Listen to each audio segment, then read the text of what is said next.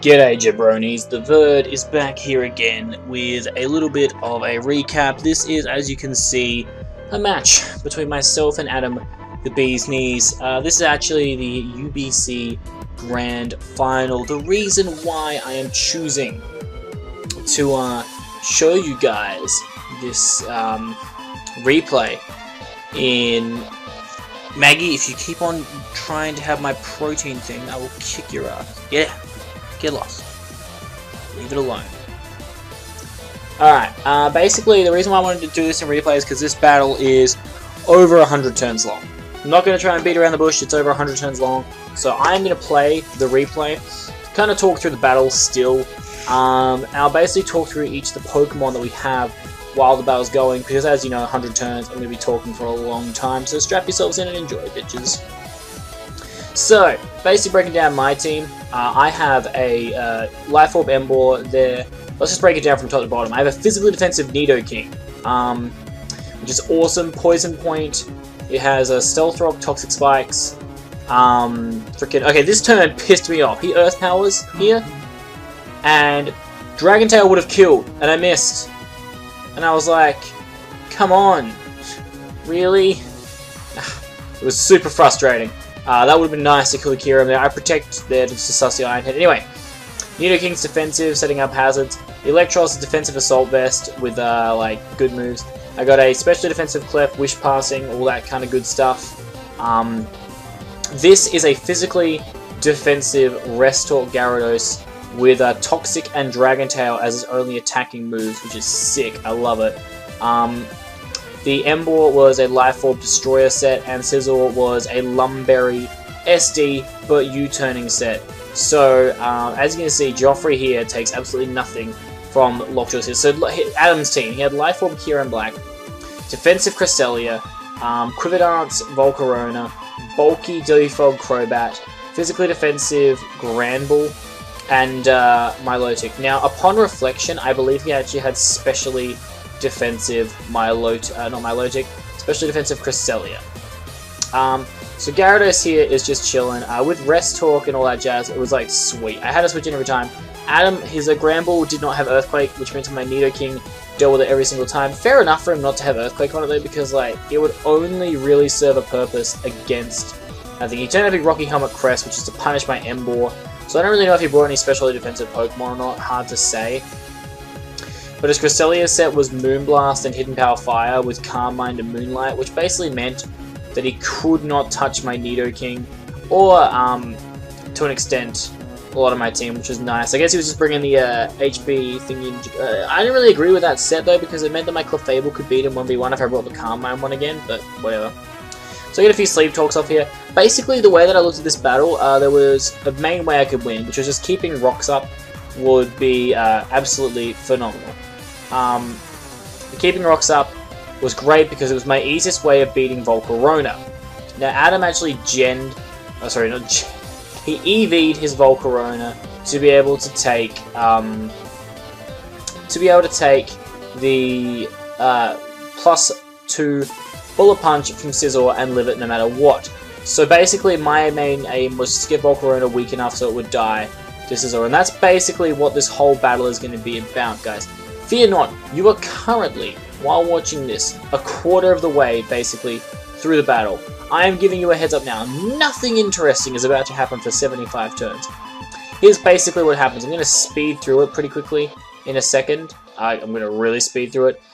Basically, what happens is a tussle with his team. I constantly am weakening him down, trying to force his Granbull into as many heal bells as he can muster. As I think the Poison Point pops here. Yeah, that was sick. Basically, I'm trying to set up a situation where my rocks are up and Volcarona goes down. Because the moment Volcarona goes down, my Scizor wins. That's the main game plan here for my team. I actually got a Cocktail here because I know I can take on the Kyurem. I know I can take an Ice Beam plus a Fusion Bolt if I need to. He also knows that, but he switches there, which tells me that he needs to defog with Crobat at some point or else he's screwed. He actually, I think this turn makes a good play. No, he doesn't. He just I think this should be a turn where I Sludge Bomb. I really should. I think I do here on the Milotic. Yes! The Sludge Bomb. The best. Anyway, Cocktail absolutely deals with my low tick to hell and back, which is fantastic. The thing is, guys, I was trying to weaken his Volcarona, because Volcarona weakened, wins it with Sizzle, but I was also trying to status his team. The big problem, though, that was happening, that I'm going to fast forward through for you guys to see, is the fact that I didn't realize I was running out of wishes on Clefable, and so Volcarona had a really good chance to sweep my team because I was running out of wishes. So I'm going to start speeding through, because basically, as you can see, like nothing happens. Nothing happens. I get my eel back up to health, which is amazing, because I could just start super fanging shit again. It was great. This is like 50 turns in. And Adam after the battle was mad at me because I brought like semi-stall. Like, have you seen like how much stall he's brought? His only offensive Pokemon are Kyurem and Volcarona. Like, the Crobat isn't even that offensive. So here is a good turn.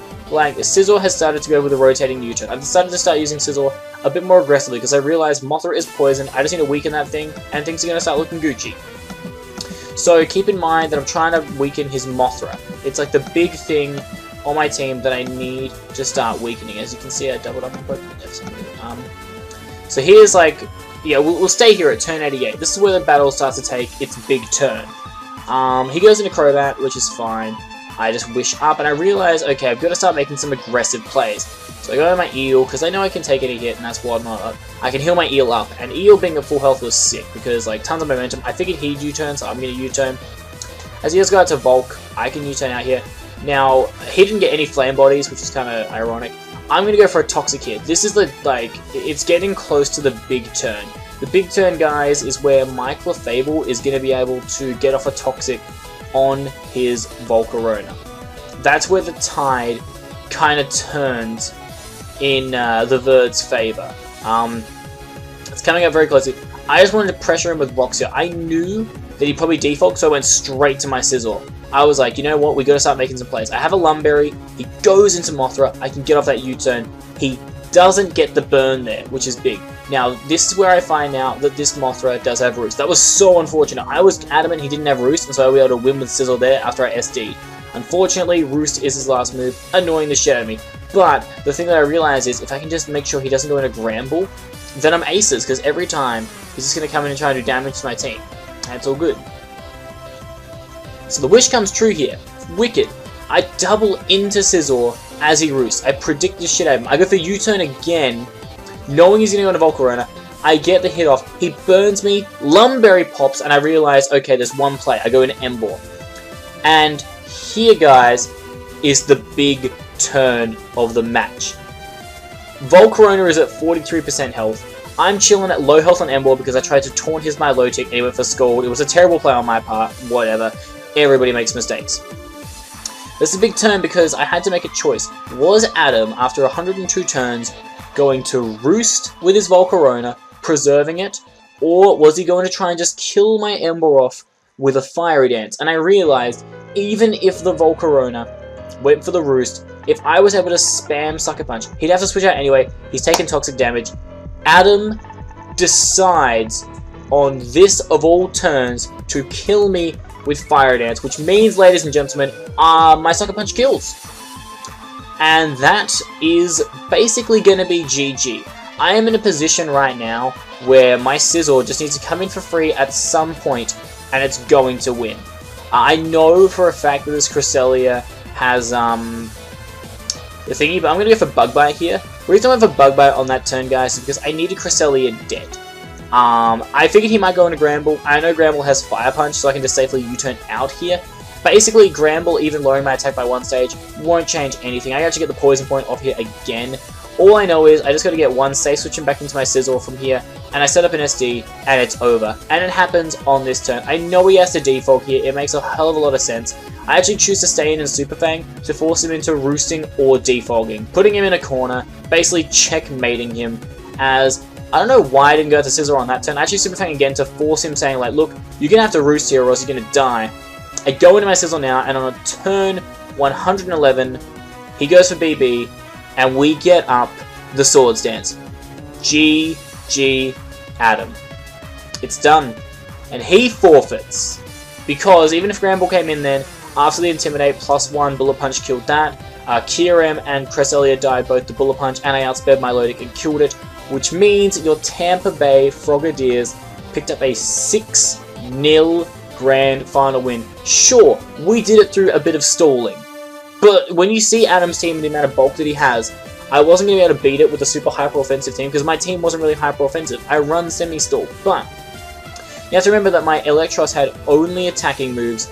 My M-Ball was fully offensive, so was my Sizzle. I had more offensive options than he did, and he had to go at me for bringing stall.